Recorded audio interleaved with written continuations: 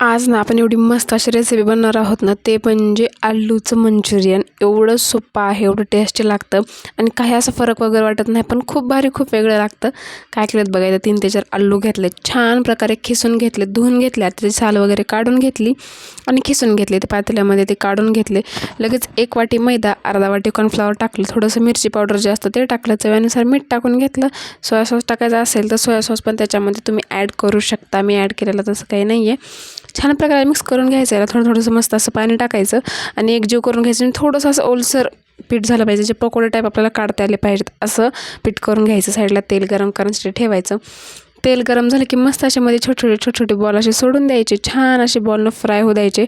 आधी कमी गॅसच करा, तेल फुल गॅसवर करून गरम करा आणि कमी गॅसवर त्याला तळा आणि शेवटच्या टाईमला जे आहे ना थोडासा गॅस फुल करा. बघा जेव्हा आपले जी बॉल्स आहे ते छान प्रकारे एकदम फ्राय होतील तेव्हा थोडासा गॅस फुल करायचा, एक 10 ते 15 सेकंड फक्त, आणि मग मस्त असे तळून घ्यायचे आणि साईडला काढून घ्यायचे.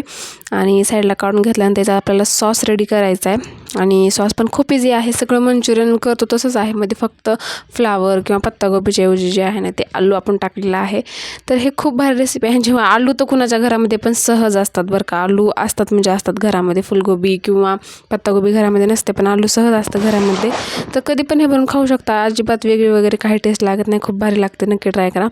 दुसरी कढई घेतली, त्याच्यामध्ये थोडंसं तेल टाकले. तेल चांगलं गरम झालं की मध्ये अद्रक, लसूण हे सगळं टाकून घ्यायचे. हिरवी मिरची पण आपण टाकू शकतो, पण मी ते हिरवी मिरची स्किप केलेली आहे, कारण मध्ये red chilli sauce, green chilli sauce होते आणि मला जास्त तिखट करायचं नव्हतं. सो त्याच्यामुळे छान प्रकारे अद्रक लसूण छान तेलामध्ये असं मस्त फ्राय झाले. लगेच मध्ये कांदा टाकला, कट करून घेतलेला कांदा होता बारीक बारीक, ते कांदा टाकून घेतला. छान प्रकारे मिक्स करून घ्यायचं. तेलामध्ये खालीवरी मस्त असं परतवून घ्यायचं.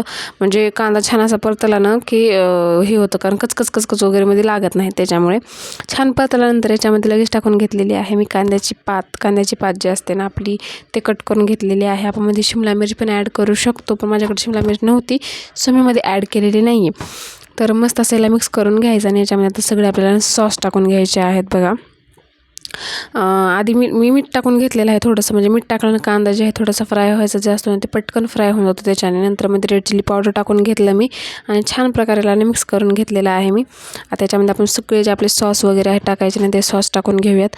तर सगळ्यात पहिल्यांदा सॉसनं आपल्याला टाकायचं घ्यायचे आहेत. बघा ग्रीन चिली सॉस टाकून घ्यायचा, रेड चिली सॉस टाकून घ्यायचा, सोया सॉस टाकून घ्यायचा, व्हिनेगर असेल तर व्हिनेगर टाकायचं आहे आपल्याला, पण व्हिनेगर त्यामध्ये ॲड केलेलं नाही आहे. थोडा टोमॅटो केचप टाकलेला आहे. ह्या दुसऱ्या सॉसपेक्षा टोमॅटो केचप हे थोडंसं म्हणजे जास्त टाका, जेणेकरून फ्लेवर अगदी मस्त येईल.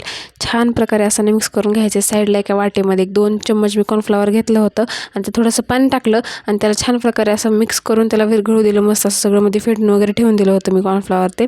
आता या मिक्समध्ये आपल्याला जे हे सगळं केलं होतं आपण, याच्यामध्ये पाणी टाकून ठेवलं आहे. पाणी टाकल्यानंतर छान प्रकारे मिक्स करून घेतलं आहे. आणि जे कॉर्नफ्लॉवरचं जे घोल मी केलेलं होतं, मी कॉर्नफ्लॉवरचं जे घेतलेलं होतं घोल, ते सगळं ते आता याच्यामध्ये आपल्याला ॲड करून घ्यायचं आहे. चांगल्या प्रकारे असं मिक्स करून घ्यायचं आहे. बघा म्हणजे छान प्रकारे याला मिक्स करून घेतलं ना की ढवळत आणि कंटिन्यू ढवळत राहावा. असं नाही की टाकलं आणि सोडून दिलं मग ते गाठी होतात आणि मग चांगलं नाही लागत, कारण कॉर्नफ्लॉवर खूप लवकर घट्ट होऊन जातो.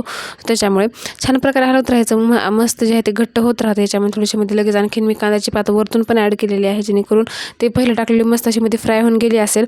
सो मग ते छान नाही लागणार ना फ्राय होऊन गेलेली, तेवढं वाटणार पण नाही. कांद्याची पात वगैरे टाकल्या म्हणून वरतून आणखीन टाकली आणि मग हलवल्यानंतर थोड्या वेळ मग शिजू दिलं. मग हलवलं वगैरे नाही. छान प्रकारे मस्त असा सॉस जे आहे ते एकदम घट्टसर असा झालेला होता. आता याच्यामध्ये आपण सगळे जे आलूचे जे करून घेतले होते मंचुरियनसाठीचे बॉल्स वगैरे, ते सगळे ॲड करून घ्यायचे. मस्त खालीवरी करायचं, सगळं असं मिक्स करून घ्यायचं आणि मग आपलं मंचुरियन रेडी आहे. बघा खूप भारी लागतं, खूप टेस्टी लागतं. तुम्ही हे रेसिपी एकदा घरी नक्की ट्राय करा. चॅनलला सबस्क्राईब केलं नसेल तर आणखीन चॅनलला सबस्क्राईब करून ठेवा अशाच नवनवीन छान रेसिपीजसाठी. आणि व्हिडिओला लाईक करा, शेअर करा, कॉमेंट करा, तुमच्या मित्रमैत्रिणीसोबत शेअर करा. आणि हे रेसिपी तुम्ही पण नक्की ट्राय करा, किंवा तुमच्या जवळचे काही असतील ज्यांना स्वयंपाकाचं खूप आवड असेल त्यांना ही रेसिपी ट्राय करा, नक्की सांगा. आणि तुम्ही पण बनवून खावा. कशी वाटली ते कमेंटमध्ये नक्की सांगा. चला आता भेटूया पुढच्या व्हिडिओमध्ये. तोपर्यंत बाय बाय.